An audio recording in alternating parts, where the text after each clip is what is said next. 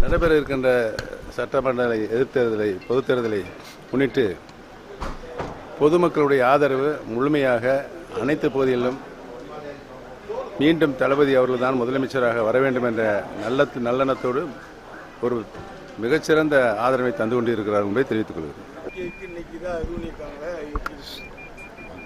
எல்லா கேள்விக்கும் 19 முறை உட்கார்ந்து பதிலளிப்பேன். நன்றி, வணக்கம்.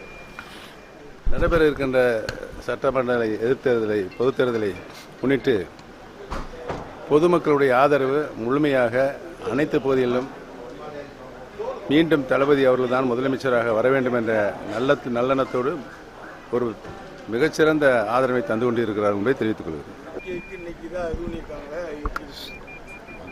எல்லா கேள்விக்கும் 19 முறை உட்கார்ந்து பதிலளிப்பேன். நன்றி, வணக்கம்.